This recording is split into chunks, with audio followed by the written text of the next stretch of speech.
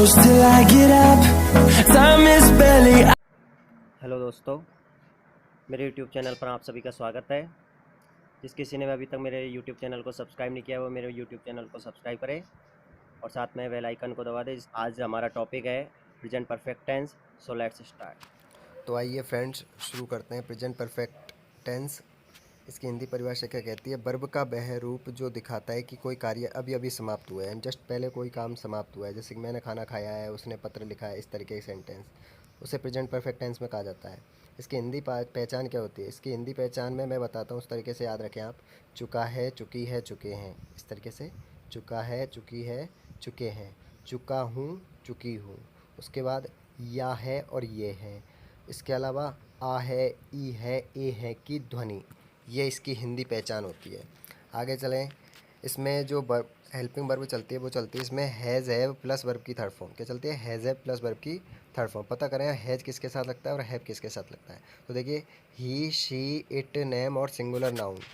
He, she, it, name और singular noun, इनके साथ चलता है हैज़ प्लस वर्ब की थर्ड फॉर्म। ऐसे ही आयु, देवी और प्लूरल नाउन यानी बहुवचन संज्ञाओं के साथ क्या चलता है?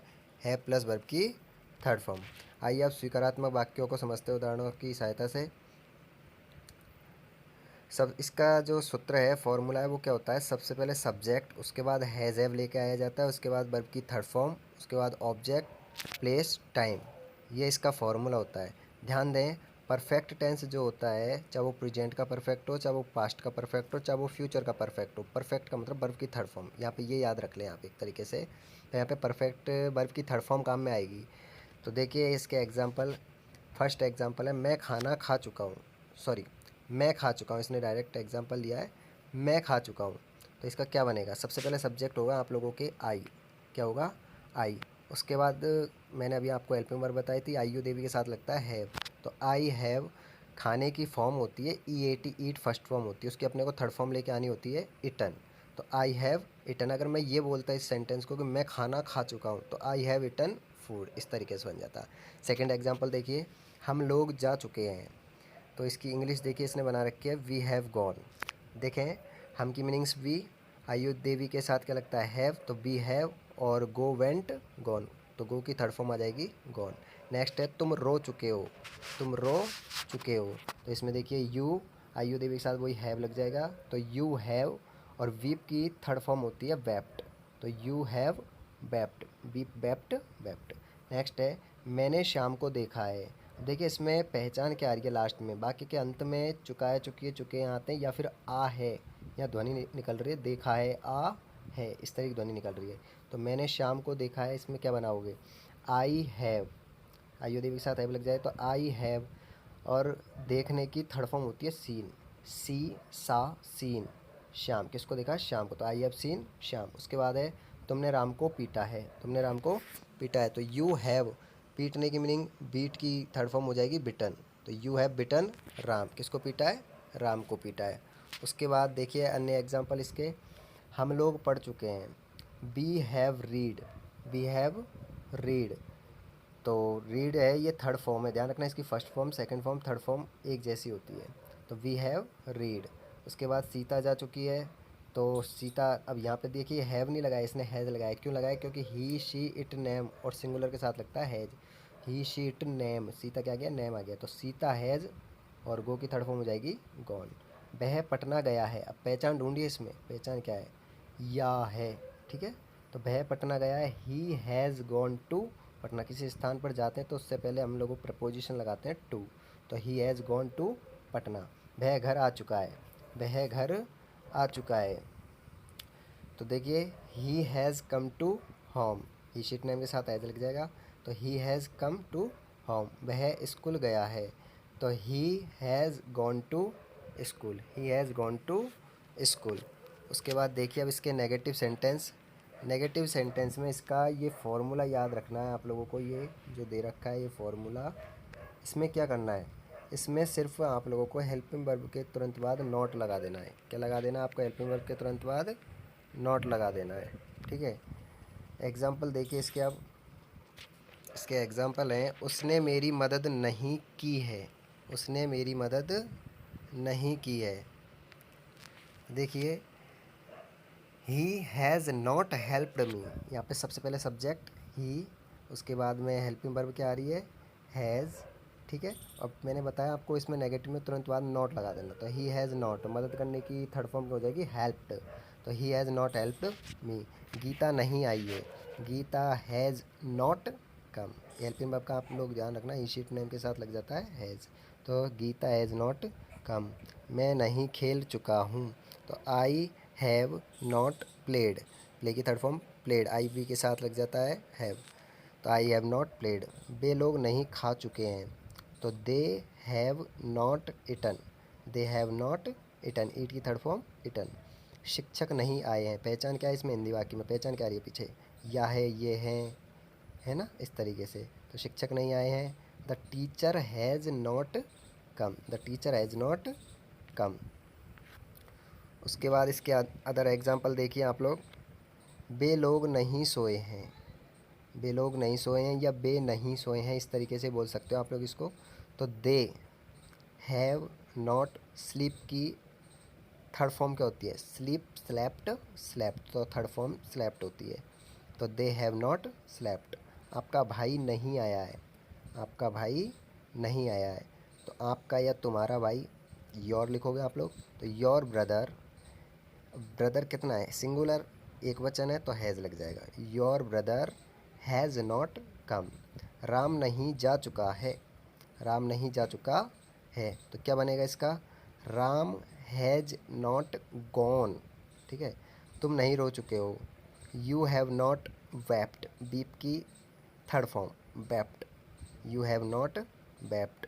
वह आम नहीं खा चुका है, ही हैज़ नॉट, खाने की थर्ड फॉर्म, ईट की थर्ड फॉर्म हो जाएगी, ई ए टी की थर्ड फॉर्म होती है इटन, तो ही हैज़ नॉट इटन, क्या नहीं खा चुका है, आम, तो मैंगोज़, प्लूरल बनाना मैंगोज़ को।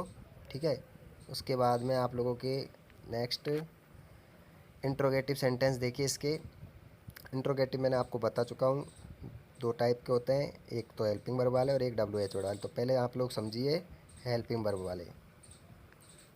हेल्पिंग वर्ब वाले में वही फॉर्मूला आपको याद रखना है, लेकिन इसमें क्या करना है, आप लोगों को हेल्पिंग वर्ब शुरू में रख देनी है, कहाँ रख देनी है, शुरू में। और मैंने आपको बताया जब हेल्पिंग वर्ब शुरू में आ जाती है तो उनके हिंदी जो वाक्य होते हैं उनमें क्या से शुरू हो जाते हैं, वो सेंटेंस किससे शुरू हो जाते हैं, क्या से। देखिए इनमें फर्स्ट एग्जाम्पल क्या दे रखा है, क्या मैंने शाम को पीटा है, क्या मैंने शाम को पीटा है। सबसे पहले आप लोगों को हेल्पिंग वर्ब लानी है, लेकिन हेल्पिंग वर्ब आप लोगों को उस सब्जेक्ट के आधार पर लानी है। सब्जेक्ट क्या है, मैंने, यानी आई, तो आई के हिसाब से क्या लगेगा, आयु देवी के हिसाब से हैव, तो have I bitten Shyam, beat की थर्ड फॉर्म बिटन।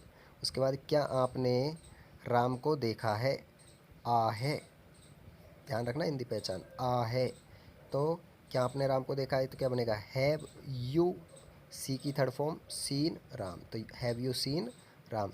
क्या बे लोग यहाँ आए हैं, क्या बे लोग यहाँ आए हैं, तो क्या बनेगा, हैव, दे के साथ हैवी लगता है इसलिए हैव दे कम हियर, यहाँ की मीनिंग बोलती है क्या होता है, हियर।